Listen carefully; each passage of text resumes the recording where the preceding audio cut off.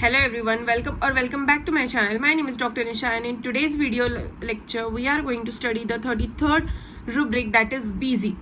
So busy rubric क्या है? Now it is a self explanatory word या फिर day to day हम लोग ऐसे ही बोल देते हैं कि है ना यार मैं बहुत busy हूँ, यार मैं बहुत मुझे काम है, I'm just busy person. So this type of rubric tells you what? ठीक है, तो है ना आप लोग पिक करना सीखो. अगर कोई बोलता है ना I keep myself busy, अगर कोई पेशेंट आता है while taking case, if will ask the mentals की है ना what kind of activities you do on the daily basis, so he'll say कि है ना I do this, I do that, I go from here to here, I travel this much, I study for 7 hours, I keep myself very busy, I like to engage myself in this productive work, या फिर I like to manage so many activities all together in a day, I plan my day in this way, I keep myself very focused to all these particular activities, or I do to-do list and I go according to that list or something like that. This kind of people are very different people. ठीक है, you have to or you should learn to capture rubric from this particular narration of the case, right? So let's see the meaning. Absorbed in, engrossed in, occupied with. ठीक है, what do you mean by busy? Busy is like you are constantly absorbed into something, into your work, into your studies, into your whatever the activity you are doing, into that. ठीक है, engrossed means deeply involved in it. Okay, now occupied with मतलब बहुत ज़्यादा engaged रहना उस चीज़ में, right? Now explanation. Attending so much of work and not paying any attention to the other thing other than that. Now while I shoot this video, I don't think of anything, I don't divert myself to any other thing. मैं बहुत ज़्यादा focused रहती हूँ, मैं बहुत ज़्यादा ऐसे concentration देख के आपको whatever I have I know about this rubric, या फिर I know about that particular topic which I am going to tell you या dictate you. So वो उस टॉपिक के बारे में मैं सोचती रहती हूँ, बाकी और किसी टॉपिक के बारे में सोचती नहीं हूँ. मुझे अगर कहीं आवाज़ भी देता है ना, so मेरे कानों को वो सुनाई नहीं देता, या फिर मैं निगलेक्ट कर देती हूँ, या फिर मैं ना वो अपने आप से फिल्टर हो जाता है वो साउंड, पता नहीं चलता मुझे कि कोई आ रहा है जा रहा है, कुछ भी नहीं पता चलता. After I shoot the video, after I take out for editing, that time I erase that background noise जो कि मेरे मॉम या फिर किसी और ने दिया रहता है, right? So this is what the completely engaged या फिर completely into that work and not paying attention to anything. This is what called as busy. This is the perfect definition for a busy thing. Okay, completely into that work or activity, completely engrossed या फिर completely engaged into that activity. अभी मैं paper लिख रही हूँ, मुझे ना बाहर की घंटी भी नहीं सुनाई दे रही, मुझे बाहर बहुत सारे डिस्ट्रैक्शन है, फिर भी वो नहीं सुनाई दे रहा. I was completely into that paper कि ना मुझे यार 3 घंटे में कंप्लीट करना ही करना है, कंप्लीट MM का पेपर या फिर ऑर्गेनॉन का पेपर, PSM का पेपर बहुत ज़्यादा लिखने का था. तो ना मैं बहुत ज़्यादा बिजी हो गई थी, लास्ट पेज तक मुझे लिखना था, ये मेरा टारगेट था. तो है ना मैं बहुत ही ज़्यादा इंग्रॉस्ड हो गई थी उस चीज़ में, इतना बिजी हो गई थी मुझे पता ही नहीं चल रहा था कि है ना कोई पानी डिस्ट्रीब्यूट करने आ रहा है, कोई साइन करने आ रहा है, कोई मुझे आवाज़ दे रहा है, कुछ भी नहीं पता चल रहा था. This was the busy rubric. Okay, now let's see this happens in which disease condition. So this happens in schizophrenia and maniac disorders. Okay, I have forgot to write disorders here. Then in which remedy does this happens? Apis mellifica. Okay, so apis, bryonia, veratrum, tarantula, all these are 2-mark remedy given in the Keynes repertory. So Apis और टैरेंटुला में बहुत ज़्यादा similarities है, इसलिए मैं टैरेंटुला explain नहीं करने वाली. जो भी एपिस के लिए मैं बताने वाली हूँ that is again will be remain common with the tarantula. It has no differentiation at all. If you saw any patient like this then you can give tarantula I और एपिस मेलिफिका. ठीक है, लेकिन कब दोगे? अगर टैरेंटुला के characteristic features या फिर पिक्यूलियर सिम्टम्स आपको मिलते हैं तब, या फिर एपिस के मिलते हैं तब, राइट? तो एपिस मेलिफिका और टैरेंटुला में क्या है?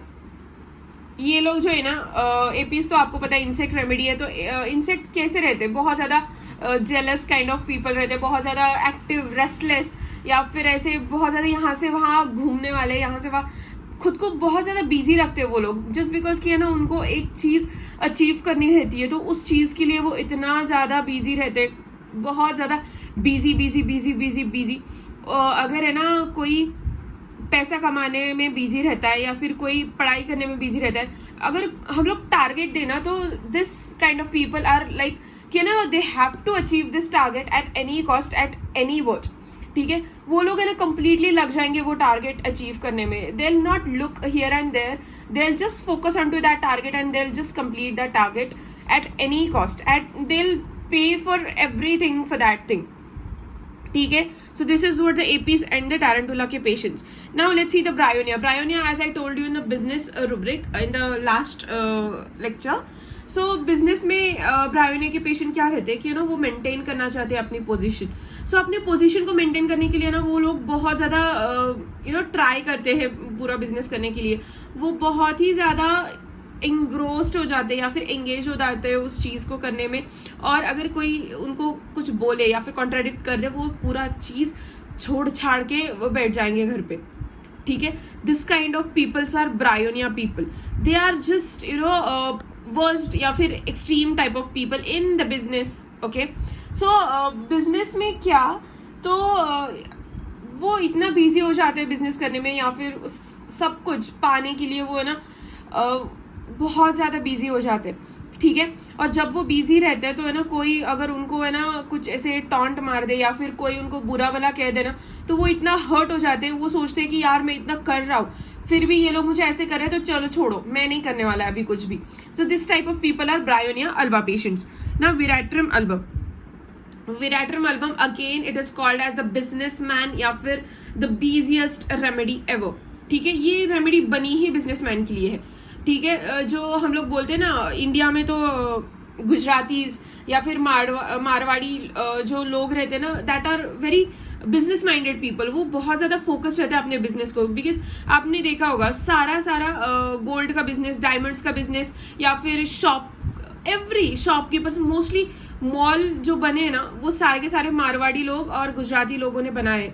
देयर उनका बहुत ज्यादा माइंडसेट वैसे टाइप का रहता है कि वो बहुत फोकस्ड रहते हैं अपने बिजनेस के लिए, वो किसी और का सोचते ही नहीं है, वो सिर्फ और सिर्फ फोकस्ड रहते हैं अपने काम को लेके, ठीक है। हम लोग तो भी सोचेंगे कि यार ये कर ले वो कर ले, डिस्ट्रैक्शंस हमारे पास बहुत है, लेकिन this people are not paying attention at all to the business, they are only and only aiming to gain their social position.